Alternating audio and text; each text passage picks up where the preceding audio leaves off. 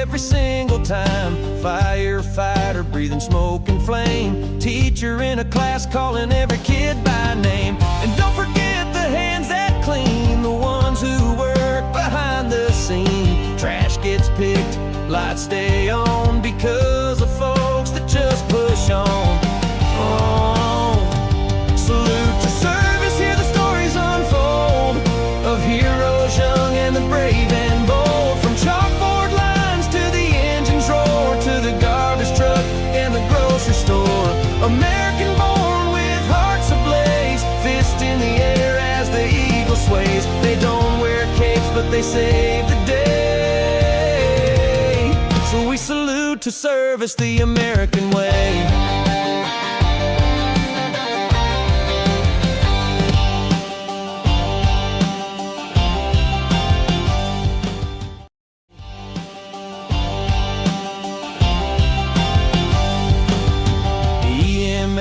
Flying down the line.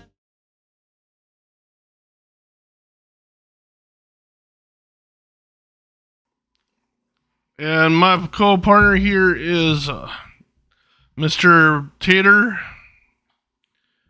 And we have a wonderful guest, Landon. Howdy, howdy.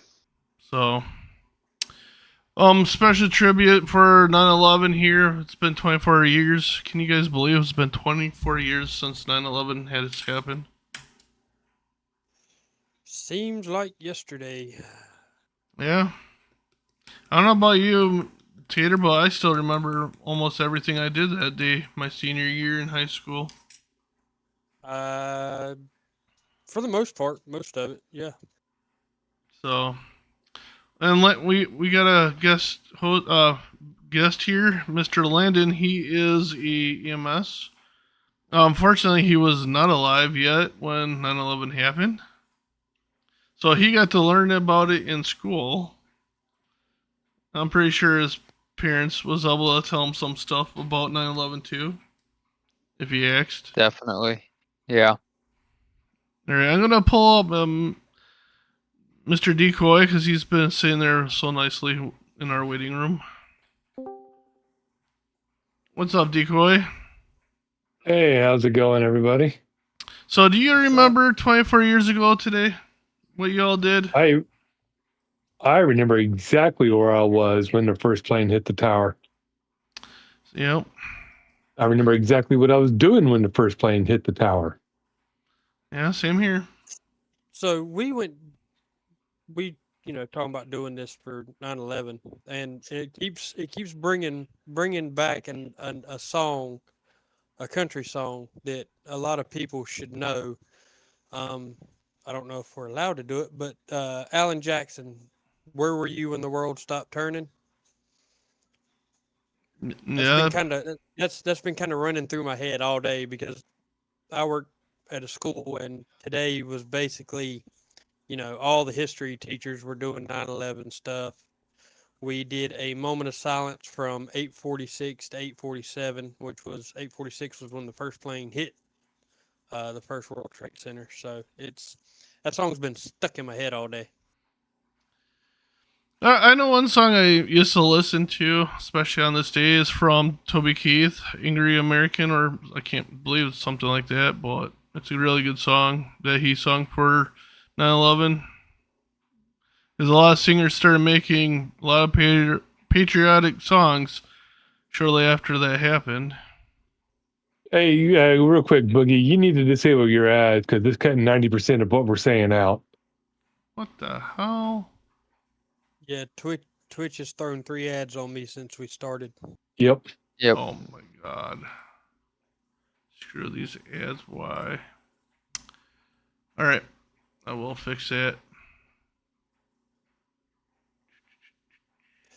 So let's do a little go around the table here. I know Landon, this is gonna kind of cut him out of this part, but he can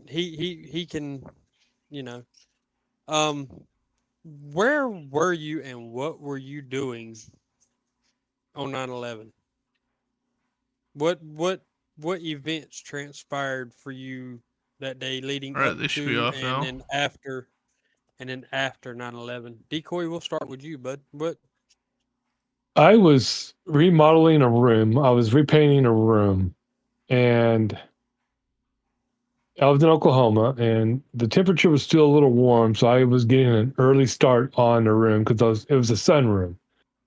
And I just opened the can of paint, had it mixed up, and was putting the first coat on the wall that goes against the house. And I get a call from a friend that says, I need to turn on the TV and watch. I said, what channel? He goes, pick a channel. And it's like, okay. And it was like sitting there just watching in disbelief. No matter what channel you turn to, it was same video footage. And when the first tower went down, it was like, wow. It's like, how in the hell can a jumbo jet take down a building? Because it's not the first time aircraft had ran into a building in New York City. You had the one that I think it's in the 40s. They had a bomber that hit the Empire State Building. But watching the first tower go down and then the second tower go down, it was like, okay, we're never going to be the same again. It's, it was enough for me to actually want to get into law enforcement at that point. That's when I started my law enforcement journey. Then 2.5 years later, I got a higher call to go serve the federal government and to support our warfighter. And I've been doing that ever since. Heck yeah. Boogie, where were you, bud? What were you doing? I was in high school, just got to school, got homeroom, getting ready to get the school day ready to go there. And when I got in my first class, which was English, I was told just sit down and watch the TV. Because shortly before I got in there, the first plane hit and they started hitting the news. And she says, it's going to just watch and we're going to be most likely see history here. Shortly after I started watching, a couple hours, maybe almost hour in, and you were able to see the second plane live on TV strike the second building. And that's when I said, this is no way an accident. It could not be. If you got two planes hitting two buildings right next to each other, this was no accident. And everybody was having the feeling that, but yeah, that's basically in school all day. Every class you went to, you watched the news. That's all you did. Except if you hit gym, they were like, all right, we're giving you a break. We're going to do stuff. We're going to play. You're not going to watch because that's what we're all doing all day. By noon, that's it. They shut school down and said, you guys can go home. A lot of football players decided to stay and practice football, even though we knew we weren't playing that weekend because of it. So, but yeah, we just kept watching them. That's all we did that day. Getting updates also by my mom about my nephew and my grandpa because they were in hospitals. We couldn't even go down to visit them because no one was allowed in or out of the hospitals because of it. They locked them down and everything. So, yeah, it was a pretty eventful day for my family, at least.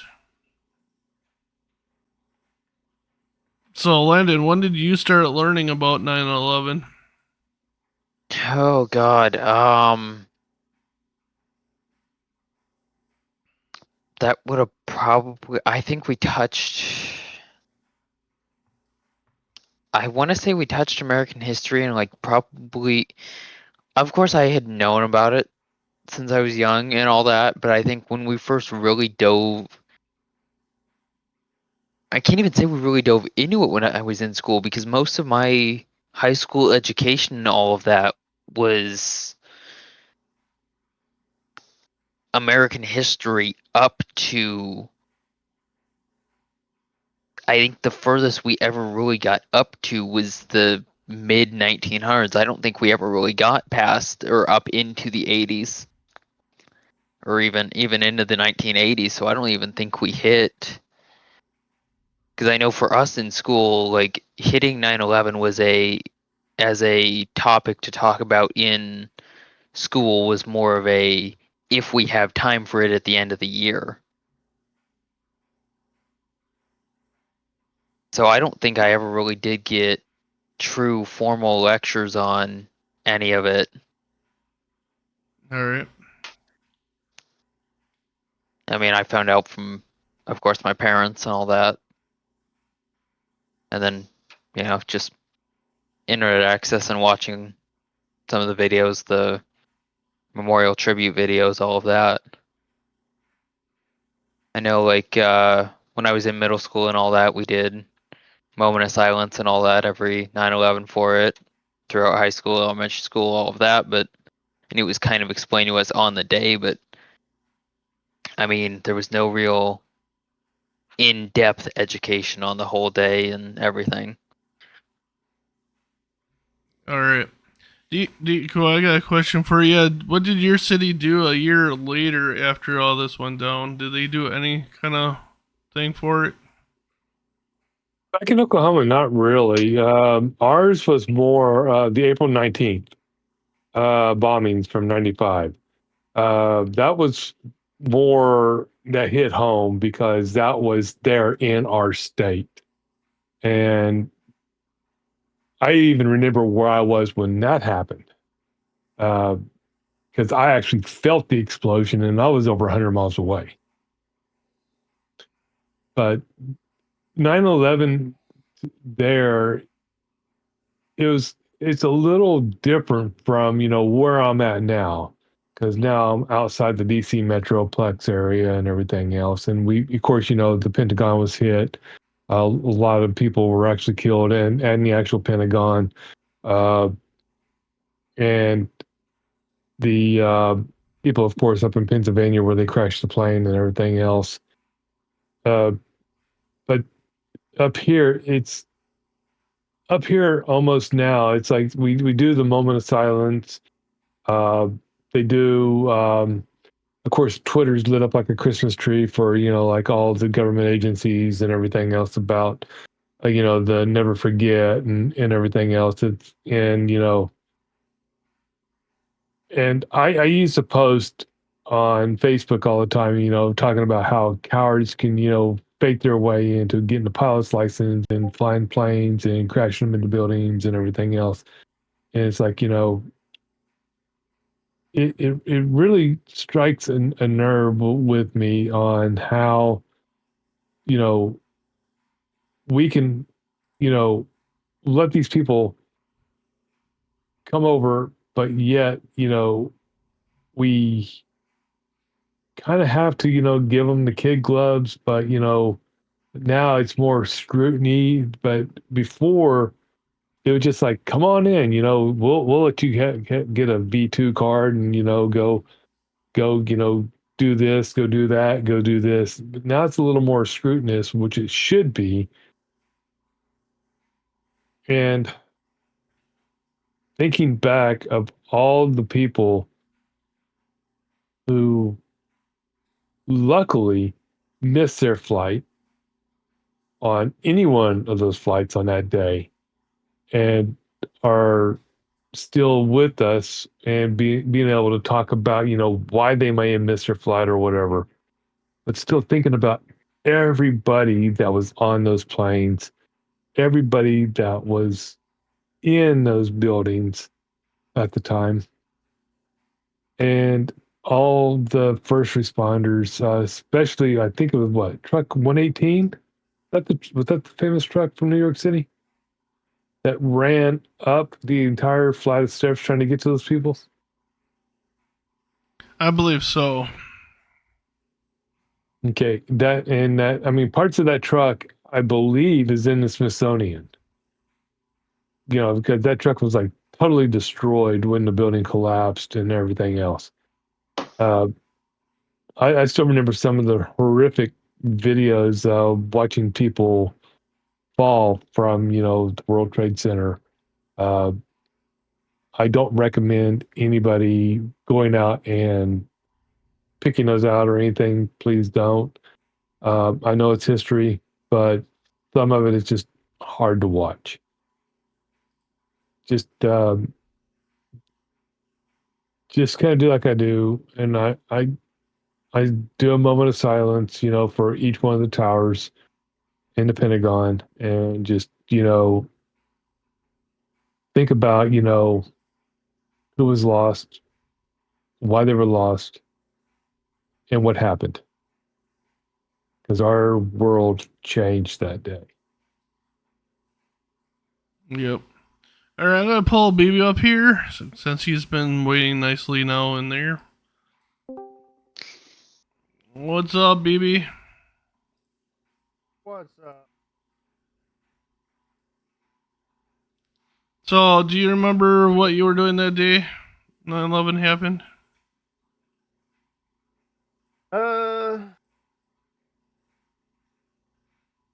I was 6 years old, so I was in first grade. Uh, I, we talked about this live on Two Drunk last week. Or was it Unfiltered? I think it was Two Drunk. unfiltered. Because I ended up calling my mom and asking her, like, did you check me out early that day? Or It wasn't Unfiltered. We haven't covered it on Unfiltered. all right, so it was Two Drunk that we had talked about it. She said that I got out early that day or whatever because of it. I don't remember a whole lot about it though. I remember seeing it on all the TVs in the school, TVs at home.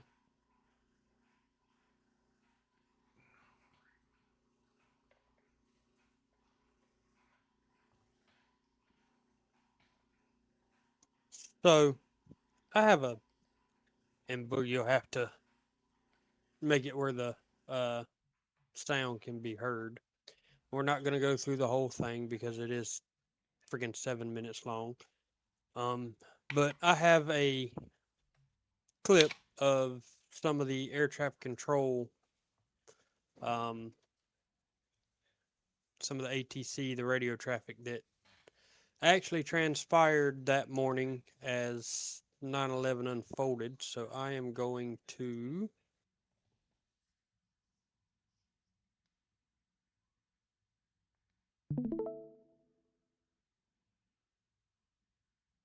and I will hit. Is that American 11 trying to call? Buddy,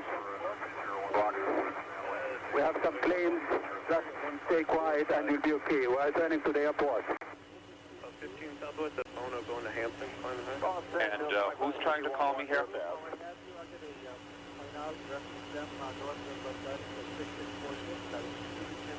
American 11, are you trying to call? Nobody move. Everything will be okay. If you try to make any move, you'll danger yourself and the airplane. Just stay quiet. Rogers Weapons, Sergeant Powell.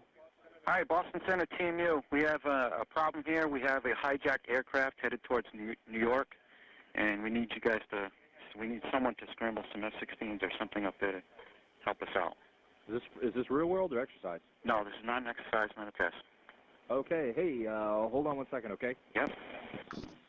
Hey, seriously, big time. What? What was that? Not real world. Real world hijack. Cool. Where is it?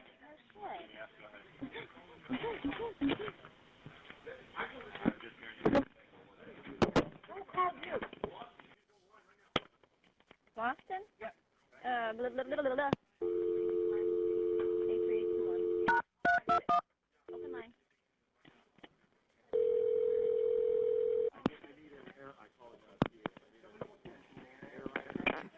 Boston Motel. Yeah, Huntress calling in reference to the hijacked aircraft. Yes. We're checking to get some information from you if we could. Okay, what do you need? We need call sign type aircraft. It's American 11. American 11. Type aircraft is a 767. And number of souls on board, do you know that? I don't know. Hold on. Hey, Dan? We got souls on board and all that information? No, we don't have any of that information. You don't have any of that? Right now, Okay, the position's about 40 miles north of Kennedy. 40 miles north of Kennedy. Right. Do you have a Mode 3? No, we don't. He's a primary target only. Primary target only? Yeah, Okay, and you don't know where he's coming from or destination? no idea. He took off out of Boston, originally heading for Los Angeles. Boston to Los Angeles? That was his original destination, yeah. And where are they going now, do you know? No idea. He's heading towards Kennedy. Looks like his speed is decreasing. Not exactly sure where. Nobody really. Are you the controlling agency? Or is Boston New York? Center. Boston Well, Center. right now we are. He's heading right for New York Center. And is there any military assistance requested? Yes, we're actually trying to get F-15s to. Yes, you do want F-15s out? Yeah, F-15s out of Otis. But you don't have any modes or codes on him? No, right now it's just no, we don't have any mode 6. Is he inbound to JFK? So that's about 3 minutes of the radio traffic that morning. As the first plane, American 11, had left Boston, originally headed for Los Angeles. He left Boston, made that hard turn, and headed straight for New York City. As you can tell there, the air traffic controllers were on top of it from the get-go. As soon as they realized American 11 wasn't responding, heard what was going on aboard and what was being said, they immediately started the process to try and get initially F-16 scrambled, and then you heard the radio traffic about the F-15s from the Huntress. So, yeah, I thought that was, kind of interesting, and there's plenty more of that on YouTube. I don't like watching a whole lot of it or listening to it because it gives me the chills, and yeah, I don't like it. So Yeah. It's kind of crazy. And you heard where they said Reddit and saying cool, which is not a cool situation because those lives are in danger of them being hijacked. Not knowing what's going to happen to them. So. But you do have to give props to the ATC controllers that day that were handling that situation for being Calm as it. Quick, calm. Because if you didn't keep it calm, something was going to happen, and would have been lost information that probably could needed. So. But honestly, I didn't realize Reddit was even a thing back then. Yeah, no. Me neither. I don't think when it says Reddit, I don't think they were talking about that. No, they were particular Reddit. They were because I think it was more of a read it, not a Reddit. It was just showing up as Reddit. You think that's what it was? I think they were saying read it, not Reddit. It was just with the subtitles.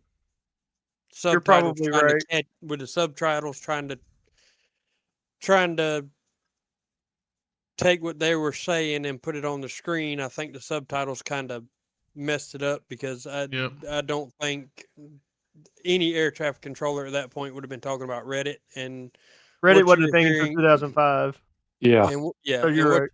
And what you were hearing was air traffic control, and then also some of the military folks that were trying to get the information in order to get said F-16s or said F-15s in the air to intercept those airplanes. I actually watched an interview with two fighter pilots that were sent in the air on September 11th to intercept one of the hijacked aircraft or to intercept any other aircraft that might have been hijacked. And when they took off with empty birds. They had no weapons on board their aircraft. They were sent up there to intercept. And when they were asked, if you were to intercept a hijacked aircraft, you had no weapons. What were you going to do? Fly into it?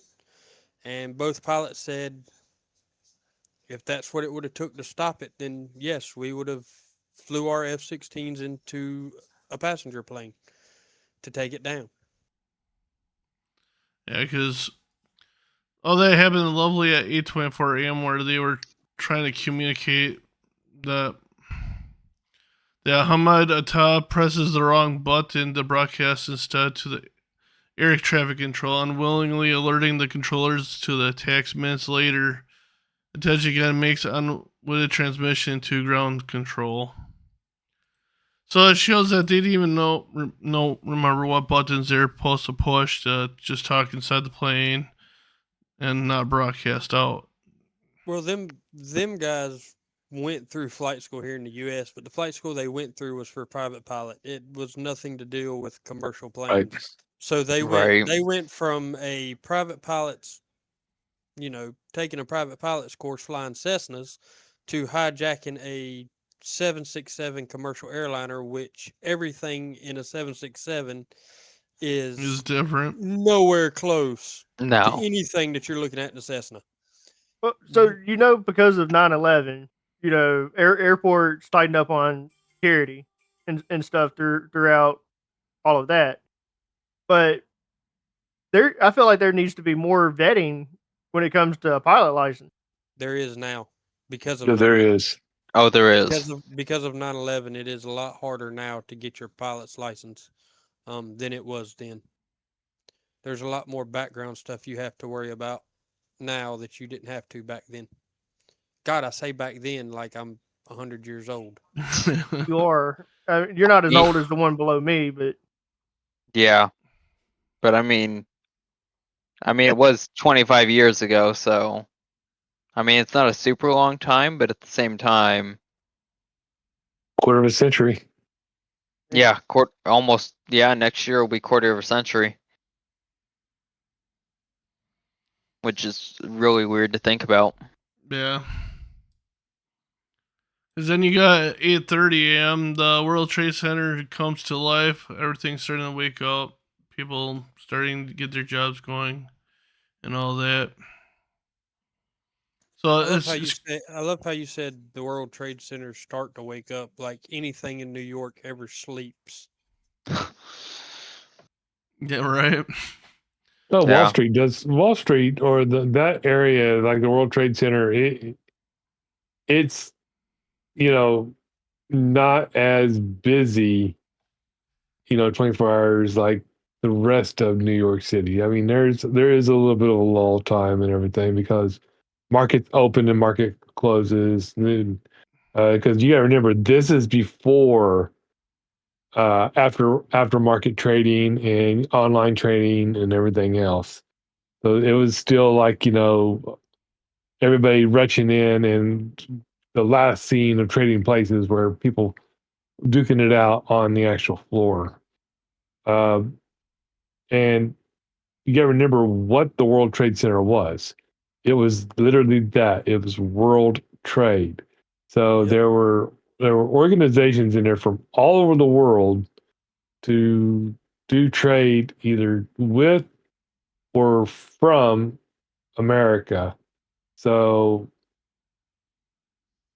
it was sometimes there was a little bit of activity outside the normal 8 to 5 business hours, but majority of it, they would kind of compromise a little bit, like, keep it, within like 8 to 5 business hours. So that way the building could have time to be cleaned and everything else. So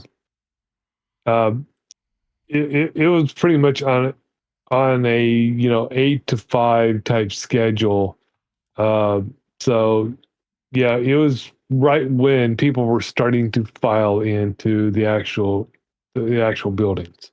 Yeah. So what's funny is it was a few years before 9/11, but my mama has actually, I can't remember which tower it is, but apparently there was a restaurant at the top of one of them. It might Yep. have been Mhm. both of them. Tower 1.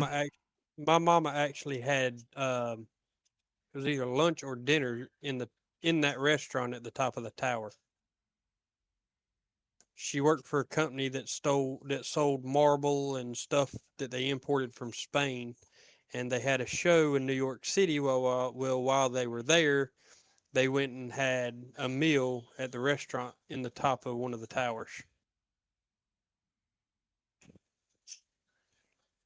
So my mama can technically say she saw the inside of those towers before they fell.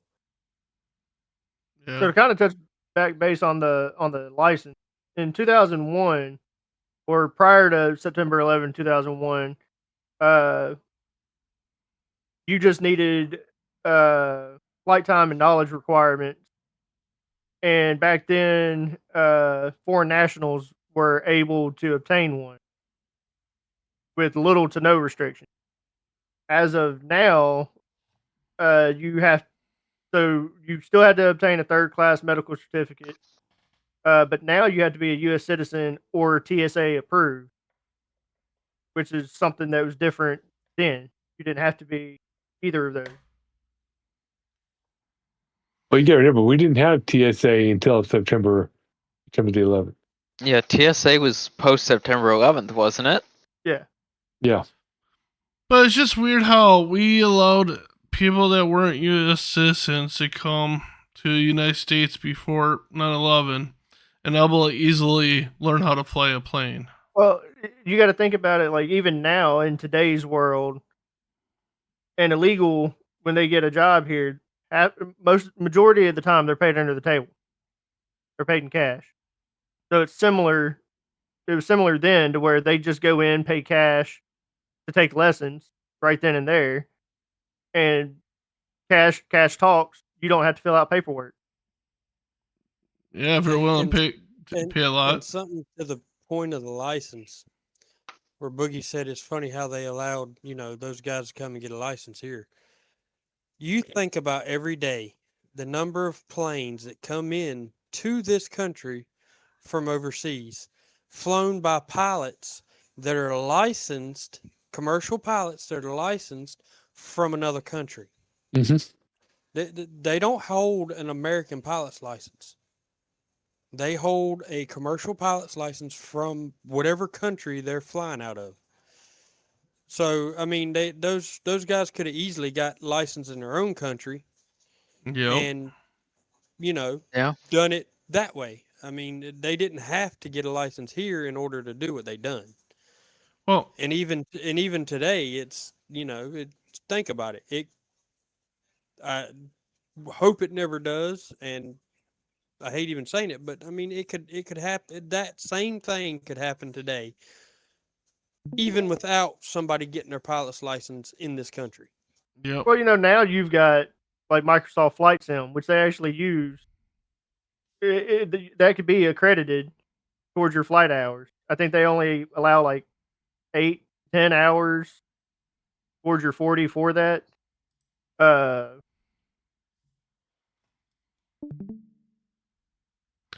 Yeah, you're looking. Exactly what the hours is. It's like 8 or 10. Well, the sad part is too, though, they didn't even finish their course, so they never obtained their license. They didn't tend to learn how to land a plane or anything like that. They just went for how to fly it.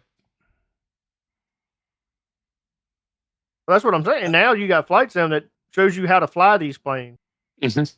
How to start them up, how to fly them, how to do everything. Yeah, if you spend enough hours on a realistic enough flight sim, yeah, you could theoretically. But also, at the same time, the amount of security with the TSA and the federal air marshals and all that are on aircraft now, the likeliness of an attack like this happening again is significantly lower. I'm not going to say it's completely none, but it's significantly lower. Yeah, but what happened? That agent gets outed out by somebody, and boom, they get him first before he even knows it. So yeah, so I mean, here's Flight Radar, right? Flight Radar 24 right now. These are all active flights right now in the United States and coming to and from America. And as you can see, the majority of them of international flights are going to Europe across the Atlantic Ocean and not the actual Pacific Ocean. And there's a reason for that, because it's easier to go this way. You can see the arc that they follow to go where they need to go, and that's because there's less water between these 2 points here. So if there was an emergency, they could divert up to Greenland or wherever. But you can kind of see there's not a lot really of air traffic over in the European area as there is here in the United States. Because there's a lot of flight bans right now. Yeah, in Europe. Yeah, There's that's a ton true. of flight restrictions between Ukraine and Russia. Yeah, this whole area right here is basically a big no flight zone. But it's, you can almost sit here and pick out where air routes are. So I mean, if they were coming from Boston, I gotta find Boston. So they were coming from Boston to Los Angeles. They just diverted just a little to come down into the New York City area. Yeah. Right. And then I forgot where the one that hit the Pentagon was from. I want to say it was Boston too. I can't remember. I think majority of them came out of the Boston area, Boston or New York. But it was like eerie for like the week and a half afterwards, because there were 0 planes in the air. You did not see this at all for like 3 solid days. One flew out of Everything- Boston, one flew out of Washington, D.C., and one flew out of New Jersey. Yeah, the 2 that hit the towers were out of Boston. The one that hit the Pentagon was out of Dulles, and the one that crashed took out of Newark. Yep. Yeah. Because that. So So, 8:42 Flight 93 takes off. They're scheduled to leave Newark International Airport within minutes of the other hijacked flights. United Airlines Flight 93 takes off after a delay to routine traffic. 7 crew members, 33 passengers, and 4 hijackers.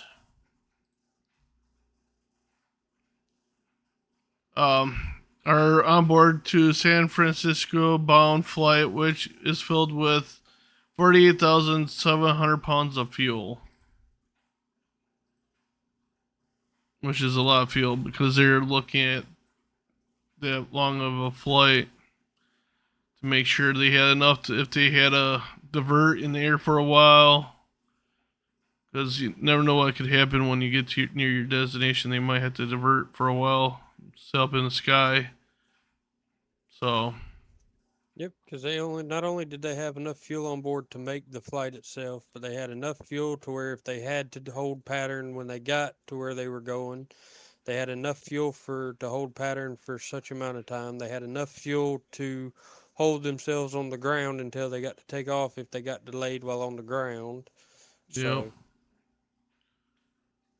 Then, not 4 minutes later, at 8:46 a.m., North Tower attacked. 5 hijackers crashed American airliner flight 111 into floors 93 through 99 of Tower 1 Trade Center in the North Tower. The 76 passengers and 11 crew members on board and hundreds inside the building are killed instantly.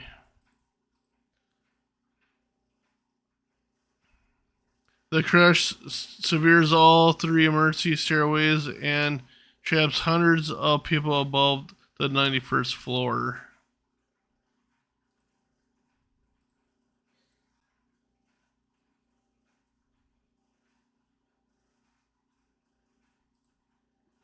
I got a little video I'd like to show.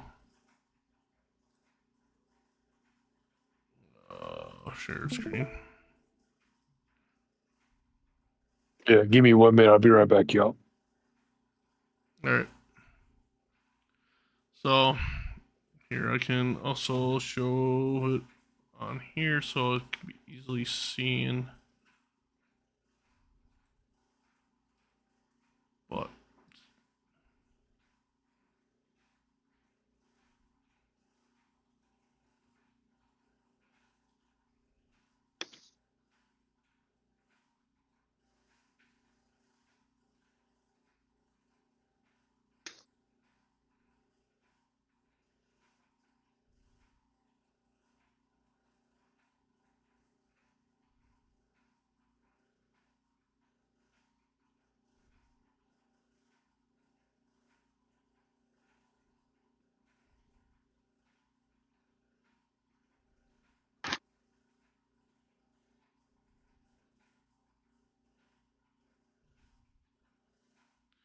so yeah, it's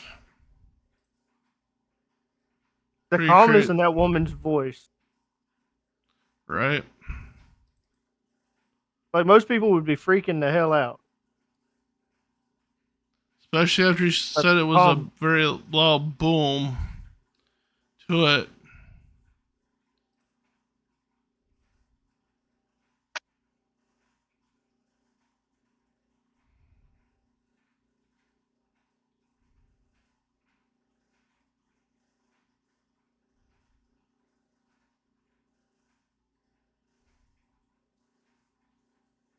I know there's some beliefs that the first plane was actually supposed to hit the second tower and not the tower they actually hit.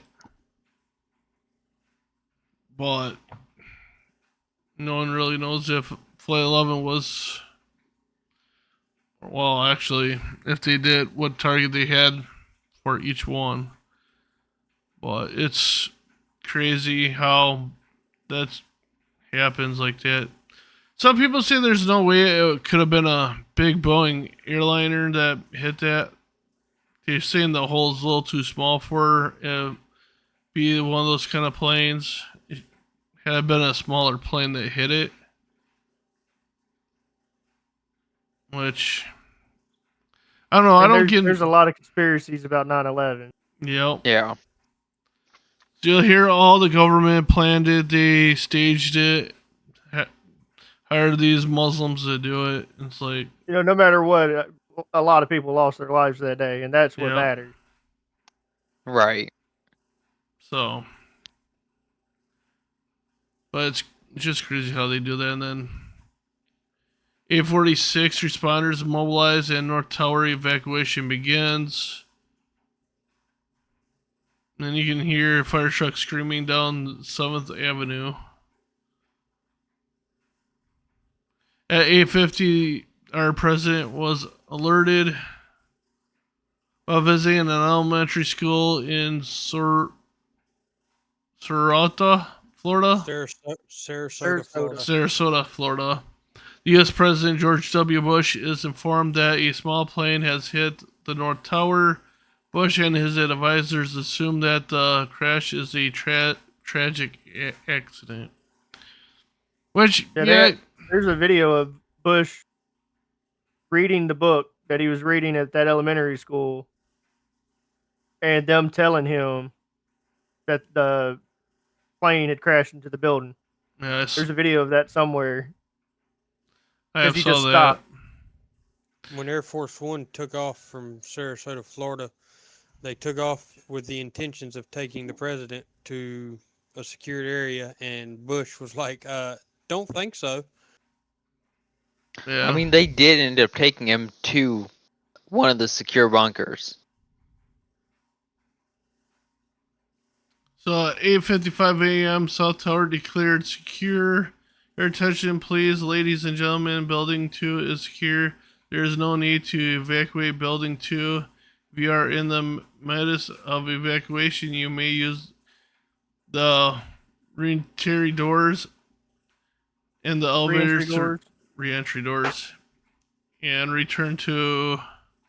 That tower still needed to be like. It still should have been evacuated. They should have started evacuations of that second tower the time they realized the first tower had been hit. Yeah, like don't sit there 10 minutes later and be like, no, we're good. We don't have to evacuate. At that point, you don't know what the hell is about to happen. But You don't that's know if also another one's coming. hindsight 2020, and given the time and all that, there was no guarantee there was even going to be a second plane. It could have been a purely horrific accident that happened at the time. So there's The no. second plane had already hit at that time. Oh, had No. the second plane already? No, Well, then no. absolutely. No, the it second plane hasn't. hit. I thought the second plane hit second at plane. 846. No, the 846 is when the first plane hit. Okay, I thought you said 846 was the second plane. No, 846 was the first plane. This is their Tower 2 is saying they're secure. There's no damage, so they are declaring it no evacuation. They should have evacuated because you never know what's going to happen with Tower 1. But they had to believe a plane hitting it's not going to cause the building to collapse. So they felt it was secured, no damage to happen to them. 859. How do you know after 10 minutes that the building isn't going to collapse? Right. How can you make that assumption? Right. After 10 minutes that building's not going to collapse. That's very fair. Well, you gotta think this isn't the first time this wasn't the first time that them towers had Yep. An explosion in them. Not that happened, but this isn't the first time those towers had been attacked. Yeah, it was 1996, was it? They had a bombing in the underground parking. 99, I think. Yep, those towers had been bombed once before. Never with a 767 airliner and thousands of pounds of jet fuel, but yeah. 93 was the World Trade Center bombing. All right, 93. February 26th to 93. So, then 859, Port Authority PD orders evacuation of the Twin Towers. So then everybody started evacuating. Anyways, 4 minutes later, they ordered everybody to evacuate the Twin Towers. Can you imagine these firefighters going up there into guys know what? No skin, no hair, no, just burnt. Somebody says of some of the people. Am I going to have to jump? Fortunately, people did jump from the towers. If I'm not badly mistaken, the first firefighter or first responder killed at 9/11 was by a jumper or a person jumping. I hate that term has become used with 9/11 to refer to the people that were jumping out of the buildings. But if I'm not badly mistaken, the one of the first responders killed was by somebody who had jumped out of one of the floors above where the planes hit. Yeah, because they couldn't take the heat no more from the fire. So burn to death or have a heart attack as you're falling 1,000 feet. I'll take the heart attack and jump. Or the trauma from hitting the ground, yeah. There ain't gonna be any trauma. You're not gonna feel it.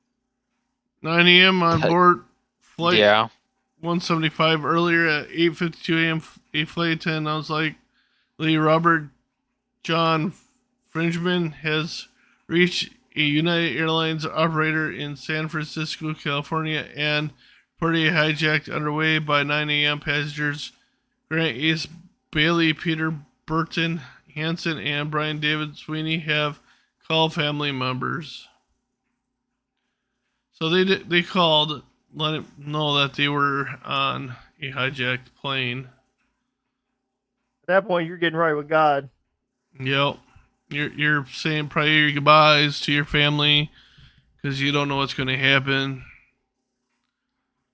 9:02 a.m. evacuation order broadcast in the South Tower.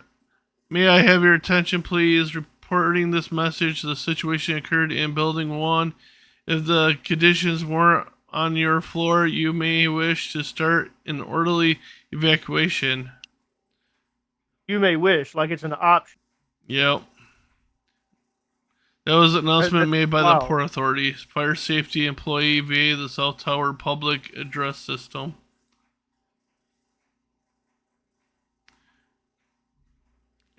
All right, so not even a minute after that went out, south tower, the second one gets hit.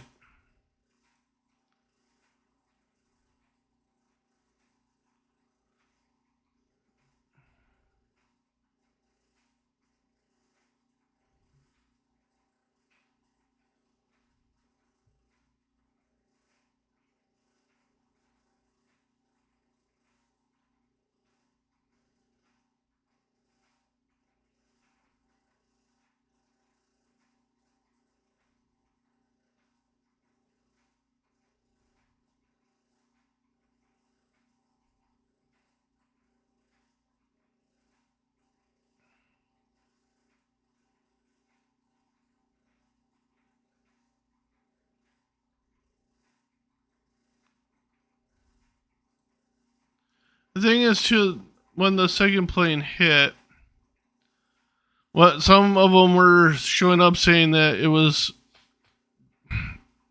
What was that after the first one? I can't remember now. I know when one of them exploded, they were arriving on scene. They were saying no, only one tower was hit, and then suddenly it was 2 towers. But it's just crazy. They make one announcement, and a minute later, the second tower is struck. They had time to evacuate that building. Yep. At 8:55, when they made the call that it's safe, they don't need to evacuate. They should have evacuated. That was a bad call. That was a horrible call. In 8 minutes, they could have had 90 to 99% of the people above where those planes hit, and above where that plane hit in that second tower. In 8 minutes, they could have had most of them people below that point. Yeah. Right. I mean, that's just straight neglect. Yeah. At 9:03 a.m., they increasing their response. In addition to requesting the shutdown of airspace over New York City, the New York City Police Department (NYPD) calls for a second level 4 mobilization, bringing its total deployment of nearly 2,000 officers. The New York City Fire Department issues a 5th alarm for the South Tower, deploying several hundred additional firefighters to the disaster, in addition to additional companies and off-duty personnel from across the metropolitan area travel to the scene.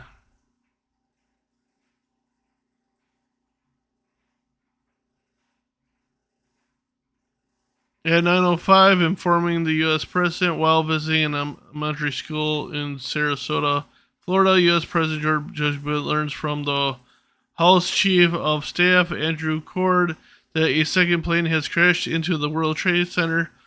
25 minutes later, before leaving the elementary school, President Bush delivers remarks calling the attacks a national tragedy, and nothing that he spoke with several officials, including U.S. Vice President Dick Cheney, New York Governor George Patty, I can't say his last name, and FBI Director Robert S. Mueller. The third, terrorism against our nation will not stand, President Bush tells Americans in the minute-long statement. The president and members of the staff leaves the elementary school at 9:35 a.m. and drove to Sarasota Peterman International Airport to Air Force One. The plane departs at about 9:54 a.m. without a clear designation, although President Bush prefers to return to the Washington, D.C. His staff recommend Burkhead Air Force Base in Louisiana as an appropriate and secure location for landing.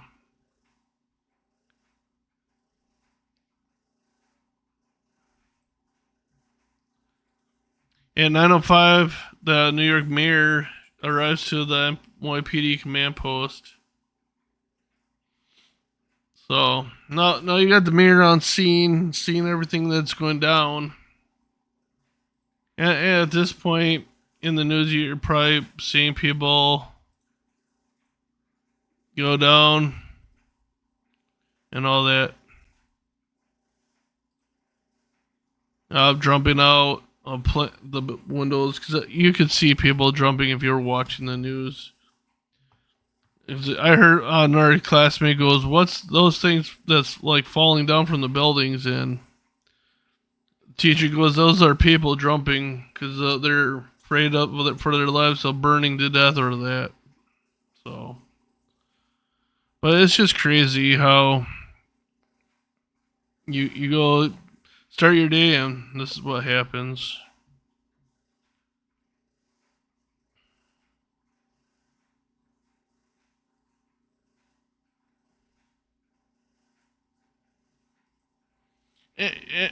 Correct me if I'm wrong. Didn't one of those planes that were supposed to hit, I think it was the one that actually hit the Pentagon, weren't they the ones supposed to hit the White House but missed their target? Mm, That was the Pennsylvania flight. there's a Pennsylvania one, Pennsylvania one was they fought suspected back. that it was supposed to hit the White House. I don't think it was ever confirmed. Well, see, the thing is, if you look at Washington D.C. From an airliner's point of view, hitting the White House is almost nearly impossible because the White House is such a small target. Hitting the Pentagon, because the Pentagon is such a large, I mean, correct me if I'm wrong, Steve, it's the largest building in Washington, D.C., Yeah. followed by the Capitol building. Right. So Yeah. them actually executing their plan of hitting the White House with hijackers that could barely fly a Cessna is almost impossible. I mean, they'd ended up overshooting and landing that plane somewhere in the middle of Washington D.C. and missed the White House completely. I think their target was actually supposed to be the Capitol. Yeah, the Capitol building and the Pentagon. I mean, Because I mean, because if you stop and think about it, yeah, attacking the White House is one thing, but attacking Congress and the House of Representatives, taking out 90% of our government right there.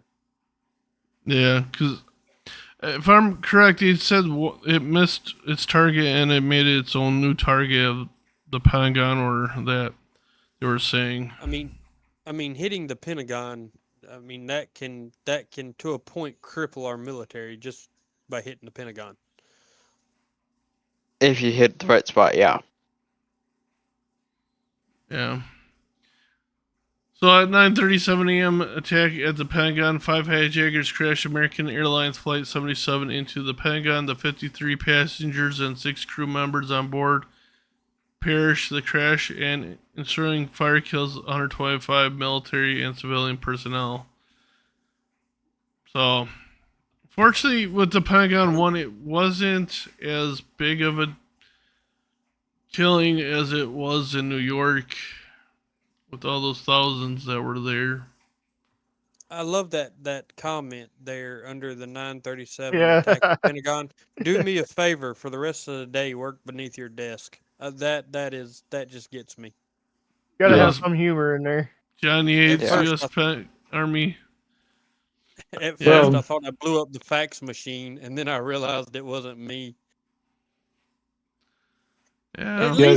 At least people still had a sense of humor.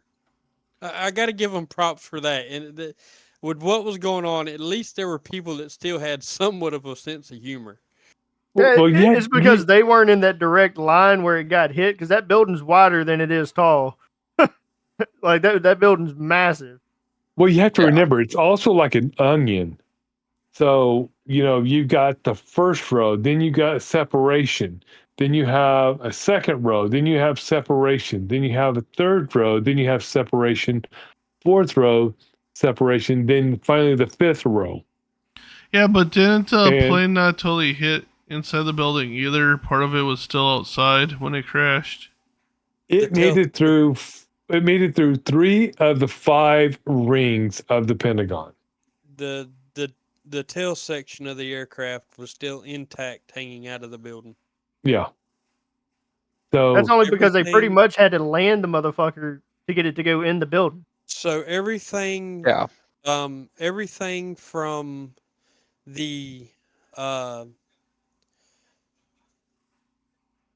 so with with those big airliners, you break that airliner up into 3 sections. You got your front main fuselage, which goes pretty much to just about the wings. Then you've got the wing section of the fuselage, which goes to just behind the wings, and then the tail section. So everything from just behind to probably what, Steve, 10 or 15 feet behind the wings forward was inside the Pentagon. Yeah. There was a 30-foot, 40-foot section of the tail that was sticking out of the building. Yeah. But the way the Pentagon was built is also the saving grace for it, because it absorbed majority of the jet. It didn't let the jet penetrate all the way through. It wasn't like going through the north or south tower. Like I said, this was reinforced concrete that's been built up over the decades. Because believe it or not, the Pentagon was supposed to only be a temporary building.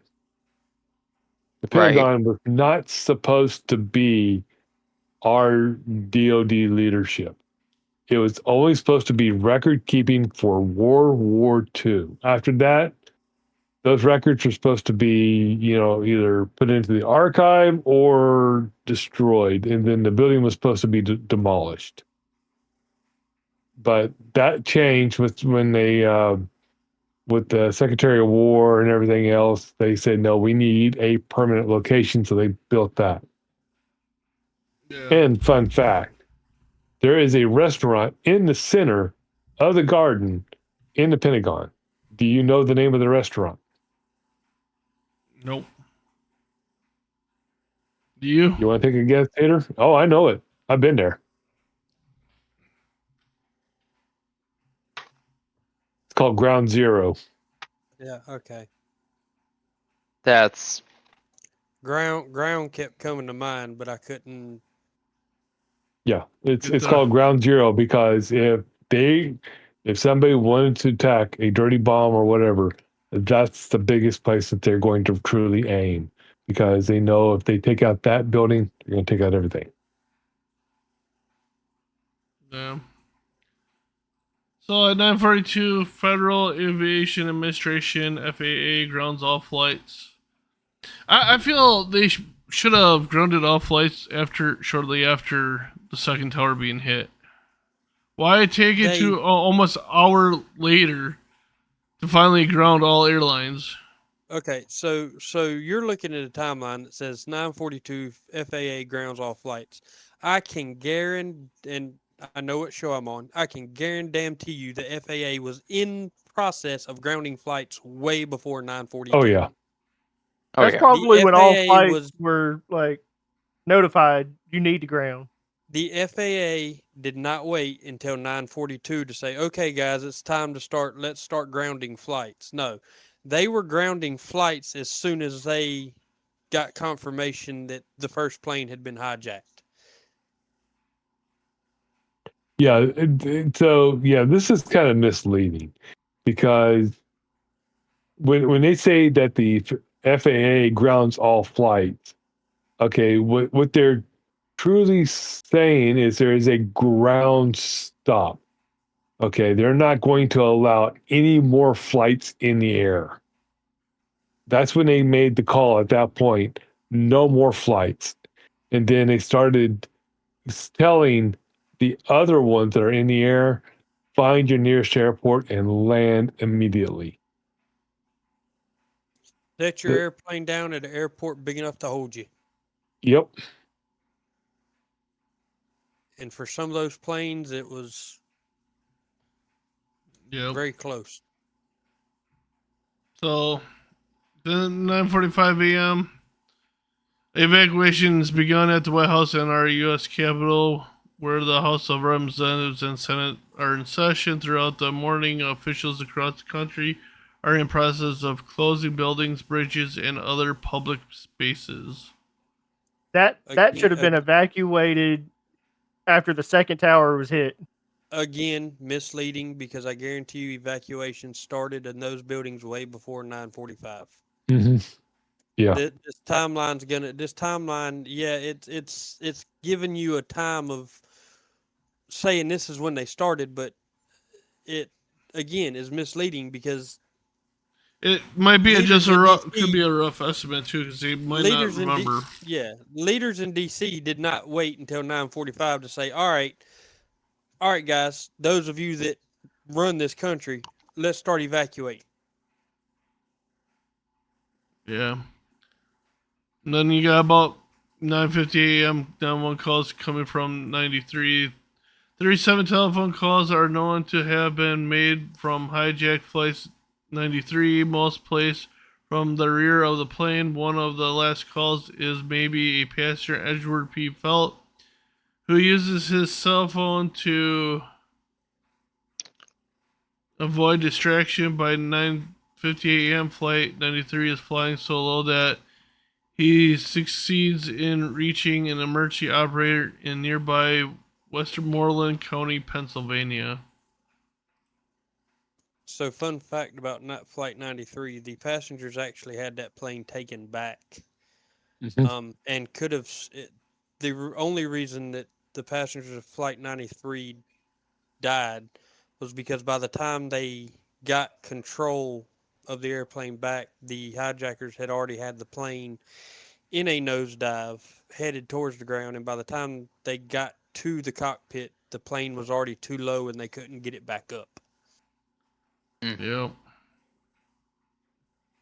Which I say the Flight 93 passengers, they actually saved more if they would have people's lives if they would have made it to their actual target. Too, because they knew by going in and trying to take over that flight that there was a risk of them not making it out of their lives too, but they felt they had to do something and not let them, because they were getting information in about the attacks on the Pentagon and trade centers too. So they decided to take it into their own hands. So then at 9:59 a.m., collapse of the South Tower after burning it for 56 minutes. The South Tower collapsed in 10 seconds. More than 800 civilians and first responders inside the building and in the surrounding area are killed as a result of the attack on the South Tower.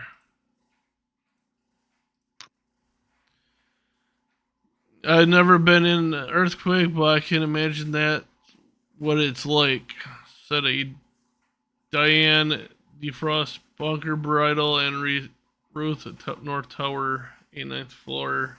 I would have to disagree with that because I have been in an earthquake in an office building on the 4th floor, and and we're talking about the earthquake that happened up around like Lake Anna and everything, which we just had like the 11th anniversary for that one, and it just kind of felt like somebody dragging a filing cabinet across the floor. I mean, I would have to rate it probably as a mild experience. I mean, we thought somebody just dragged a filing cabinet literally across the floor because they do that all the time in an office building. It wasn't until somebody said, we need to turn on the news. We just had an earthquake and everything. And then all hell broke loose and people were trying to scramble again to get the hell out of the city because they thought the world was coming to an end. It's like, okay, the earthquake's over. It's done. So I literally sat on the corner of the street and just watched traffic go nowhere for 3 hours. And then I left and went home in 20 minutes. Yeah. Yeah. But for her, that was her opinion of how it felt too. So she. Yeah. Oh no, I get. Yeah, I get what she's talking about and everything. But I mean, it might have been that the DC earthquake was just not as big as maybe what she might have you try to compare it to like an LA earthquake or a Japan earthquake or something like that. Yeah. You know, there's that functionality too. I mean, the earthquake that I was in was a 5.6 earthquake.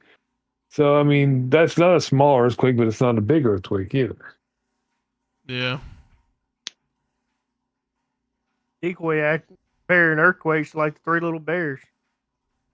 This one's just right. Hey, I've been through it all. Okay, I've been through tornadoes, hurricanes, earthquakes. You know, It's because the you only helped thing, create these things. yeah.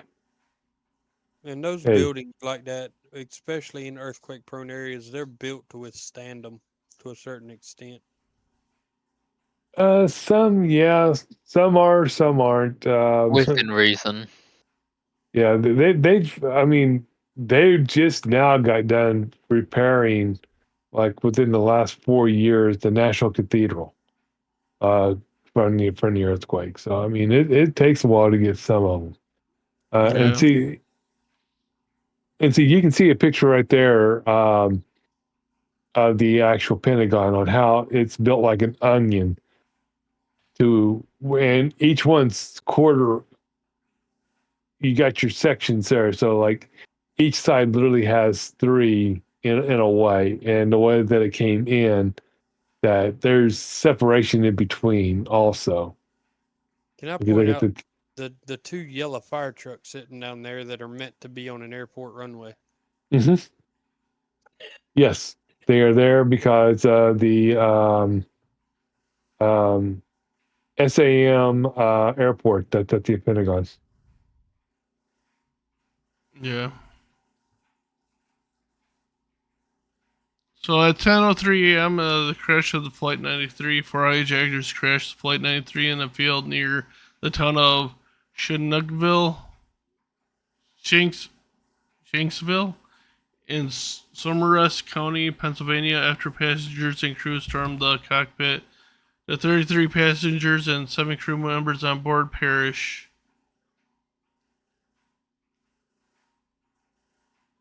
The crash sits approximately 20 minutes flying time from Washington, D.C. So, I can't make the pictures any bigger. But yeah, they still have, I believe they have a little thing where the crash site happened. Oh yeah, it's a I memorial. think in Pennsylvania, yeah. So,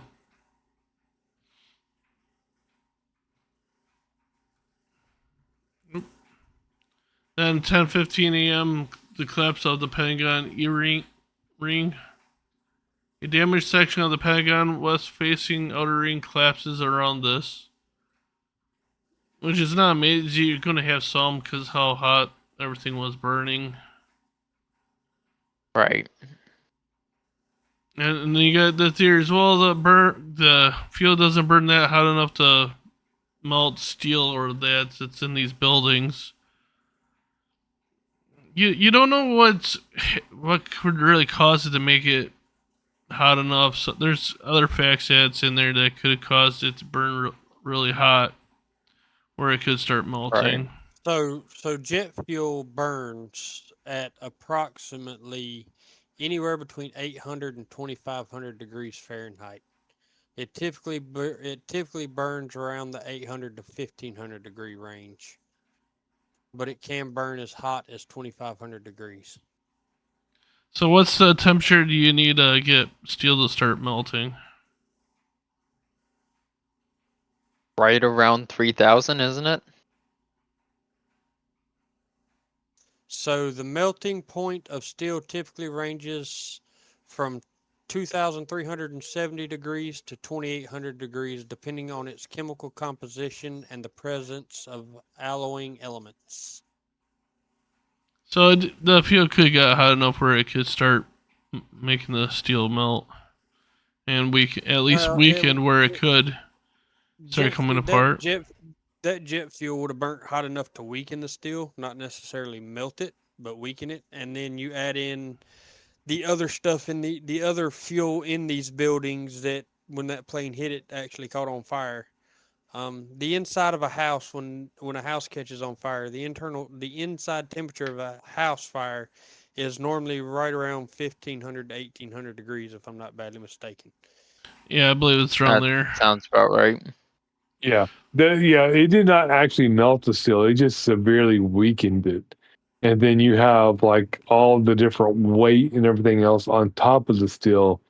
That's going I to was just thinking, cause say it. you got all the brick and mortar, like all that concrete, the weight of it. Like take the World Trade Centers, for example, take the jet fuel out of it, take the burning out of it. You run something into a building like that, it's gonna break everything in its path without the fire. So Right. you get floors. So you take a building that's got 110 floors in it. Those floors where that plane hit, the floors above it and some of the floors below it, they start to collapse, and they're steadily collapsing on top of each other.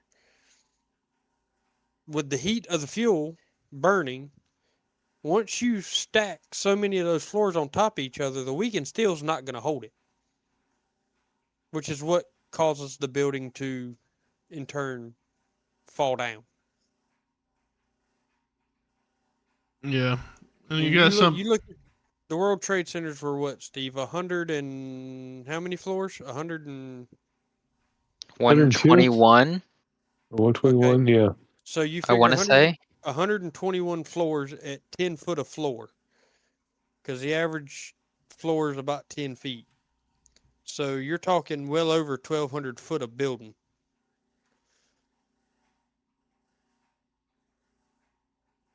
$110 floors. So 1,100 North, feet. yeah. The North Tower was 1,368 feet, and the South Tower was 1,362 feet. Is that with or without the needle? Uh, Because there's some measurements that measure those buildings with the needles. no, these are not without the needle. No needles. Okay. So then at 10:28 a.m., collapse of the North Tower after it's been burning for 102 minutes. There's more than 1,600 people are killed as a result of the attack on the North Tower.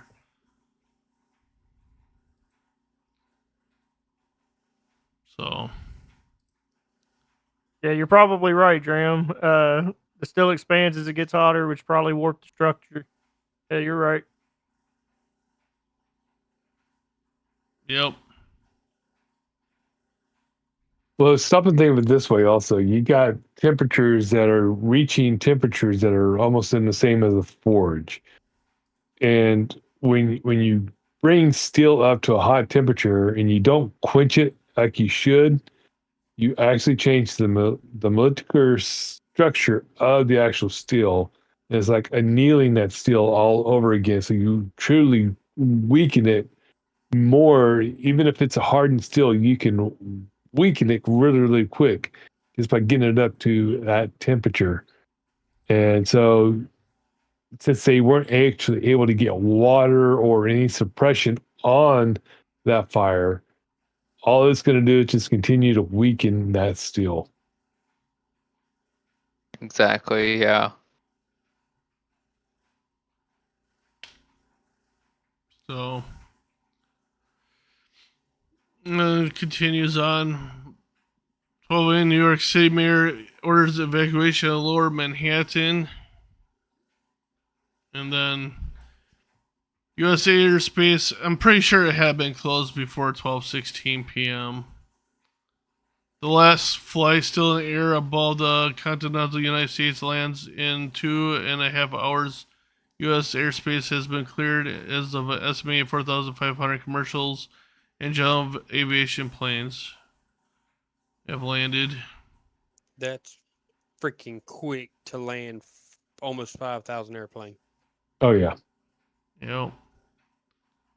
A group of 14 survivors located in ruins of North Tower Stairwell B. A lower section of the North Tower Stairwell B survivors the building's collapse, protecting a group of 13 first responders and one civilian who had been attempting to evacuate down the stairs within hours of the Towers collapsed. debris and the direct rescues to the civilian. I've always heard that stairwells were the safest place to be. Yeah. Yeah. Early afternoon rescue efforts continue at the World Trade Center site. Within hours of attack, some rescue workers and journalists began referring to the scene of mass destruction at the World Trade Center as Site Ground Zero, a term typically used for describe devastation. 3 p.m. FDNY rescue survivor at World Trade Center site. Rescuers report authority employee from the rubbles of the North Tower had been in the process of evacuating the North Tower when the building began to collapse from above. Collapse above, situated somewhere between the 22nd and the 13th floors, crouches into a fatal position and hours later wakes up on the slab in the building's debris 15 feet above ground.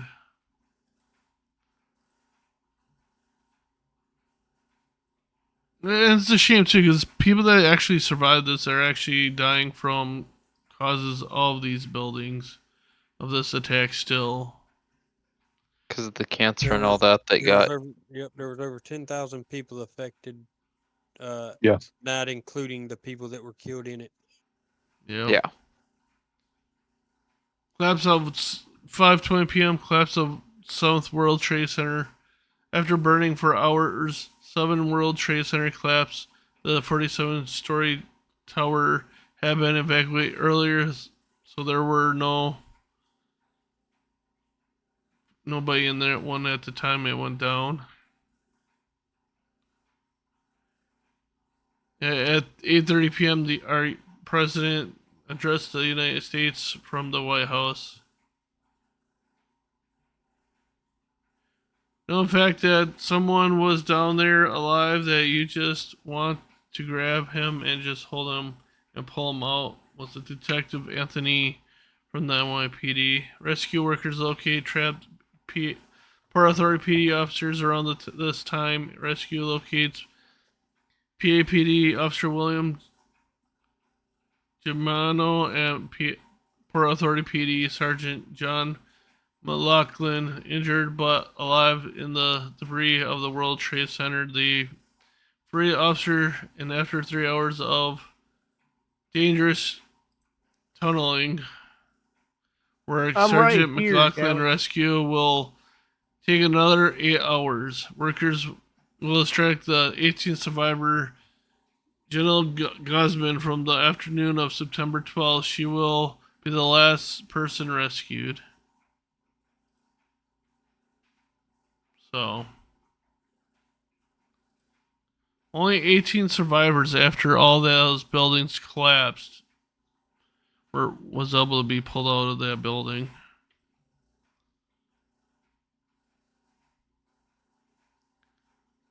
Just crazy. So, I don't know about some of you. I ever watched the World Trade Center movies or that. It's kind of hard to watch, but Watched it Right. one time. I'll never watch it again. yep. Yeah. I own the movies. They've been played once, and that was it. Yep. That's kind of how I was. So, Those movies were kind of like the Passion of the Christ movie. You watch it once and makes you sick to your stomach, and you never watch it again. yep. But it does give you a somewhat understanding what some of them went through for what they were trying to rescue. Yeah. It definitely gives good perspective and all that. Not just from the rescues, but from their family and that too. So, Right. so Well, we have covered 9/11. and talked about the events leading up to and during and after 9/11. But there is something lingering that happened this week that I think needs to be addressed, and we need to at least at minimum have a moment of silence for, if nothing else. Charlie Kirk, I don't know how many of you know who he is, but he was a great fighter for what this nation stands for. He brought a lot of awareness to different topics, different things, brought a lot of people together. And he was fatally shot this week, leaving behind his wife and 2 kids. I think it's sick. I hope they find the person that done it. And there's not any kind of death penalty or anything in this world that could give him that will do justice for what that person done. That's cowardly and uncalled for.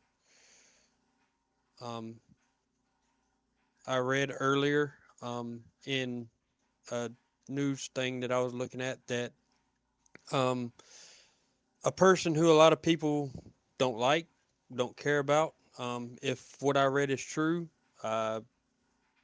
he's got a lot of my respect. Elon Musk has come out and said that he will pay for not only those 2 kids' education, but also any expense in their care, any care expense that Kirk's wife has for her kids, he will pay for from here on out.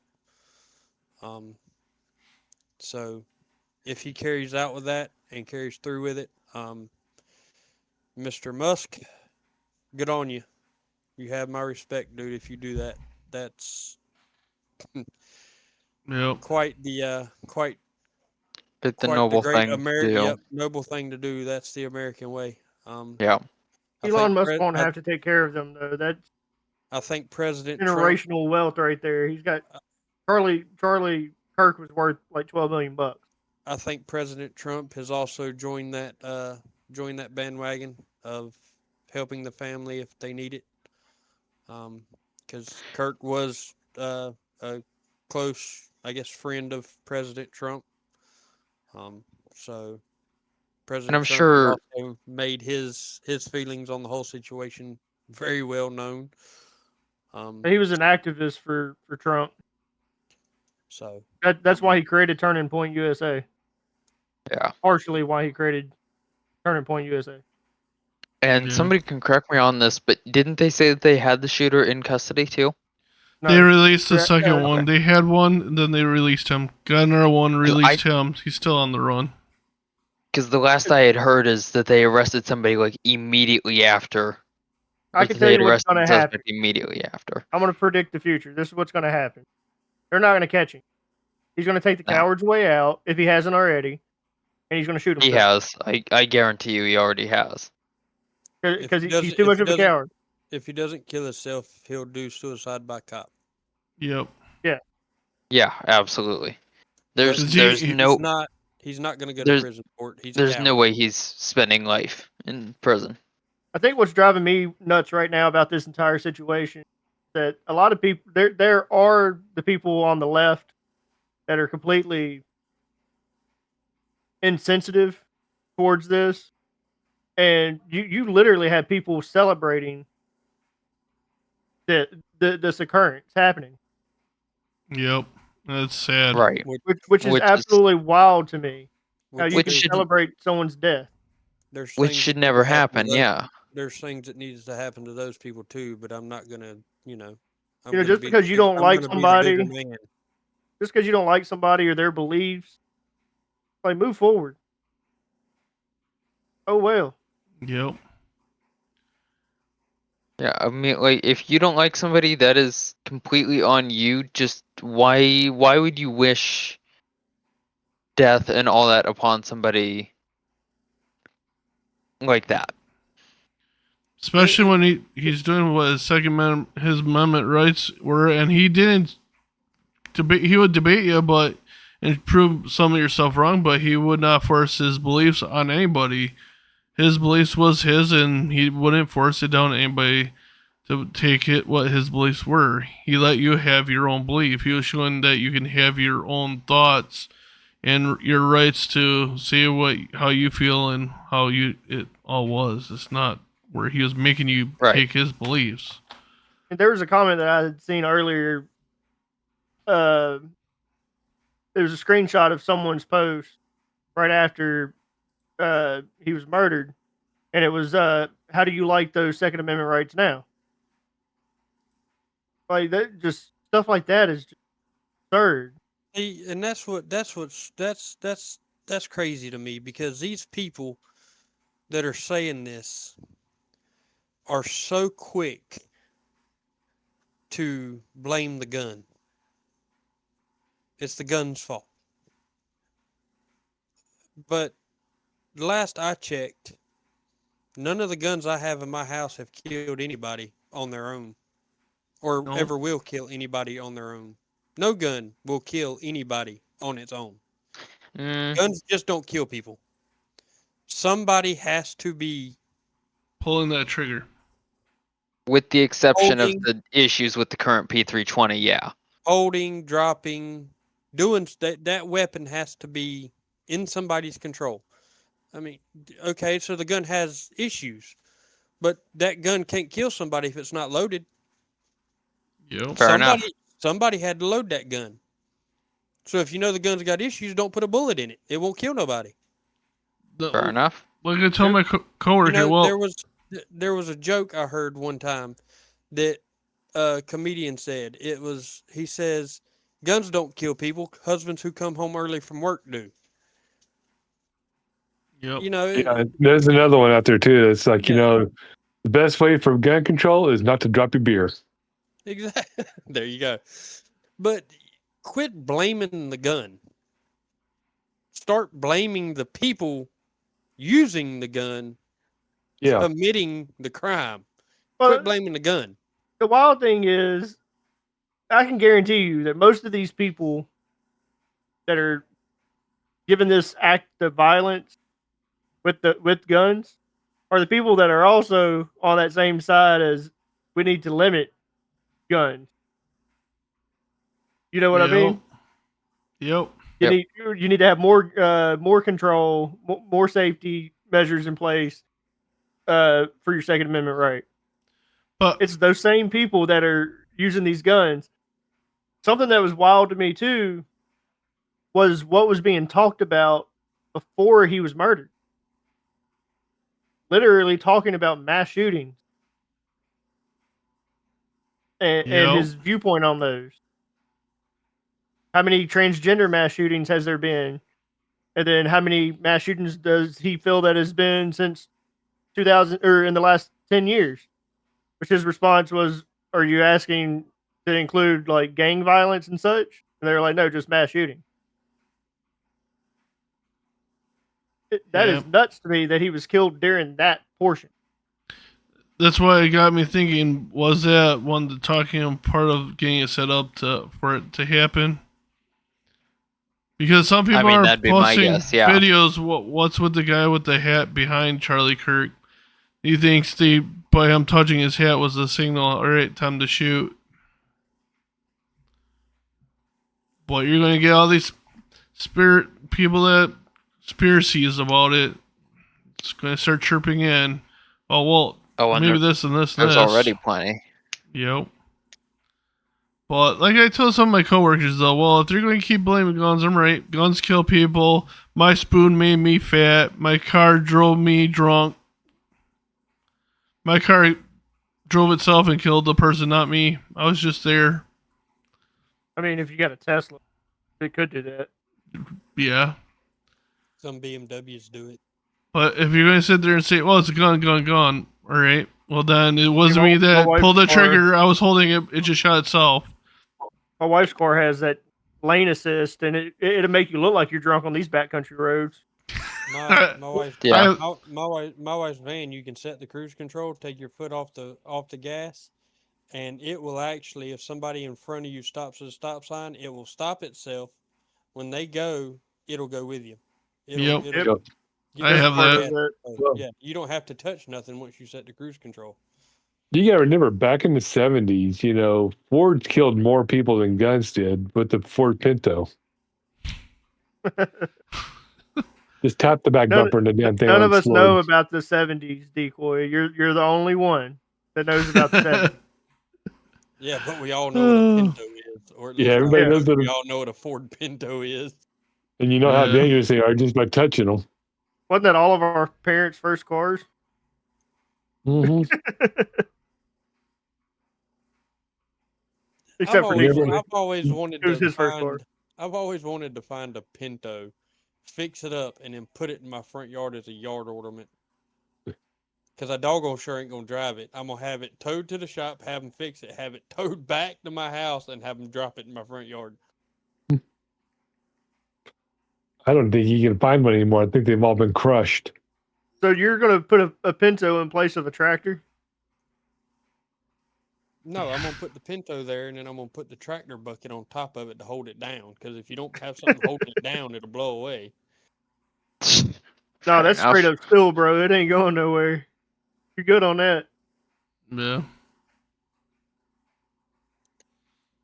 But all right. I just figured that we needed to at least touch on that. I was just gonna do a moment of silence on it, but I figured, it deserved a little more than just a moment of silence. So, If you Yeah. wouldn't have covered it here, we were covering it tomorrow. oh, most definitely, We So, still may. oh, most Well- definitely. let's have a little moment of silence for Charlie Kirk and his family, as his daughter, his son, and his wife has lost their loved one in a tragic accident yesterday. So,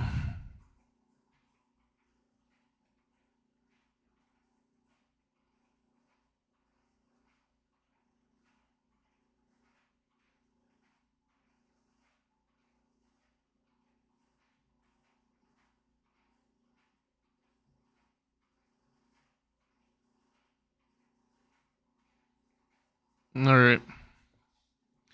Thanks, everybody. Should we do like we normally do with the prayer at the end here, Tater? Hey, if it ain't broke, don't fix it, and it ain't broke, so why fix it? Go ahead. All right. I'm going to pull one up here. We're going to do a prayer for our nation because this is about 9/11 that happened in the United States and everything. So, God, our Father, give of life, we entrust the United States of America to your loving care. You are the rock on which this nation was founded. You alone are the true source of our cherished rights to life, liberty, and the pursuit of happiness. Reclaim this land for your glory and dwell among our people. Send your spirits to touch the hearts of our nation's leaders. Open their minds to the great worth of human life and the responsibilities that accompany human freedom. Remind your people that true happiness is rooting in seeking and doing your will. Through the intersection of may accumulate pardons of our land. Grant us the courage to reject the culture of death. Lead us into a new millennium of life. We ask this through Christ our Lord. Amen.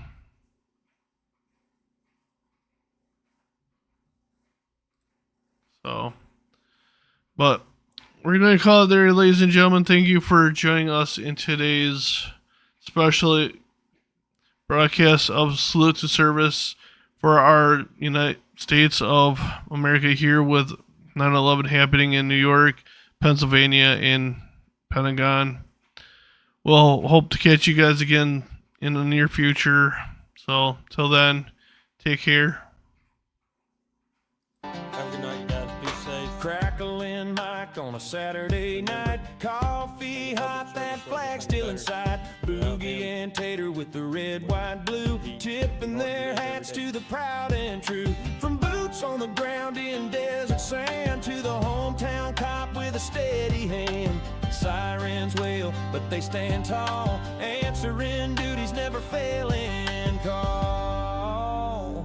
A salute to service, hear the stories unfold of heroes young and the brave and bold. From chalkboard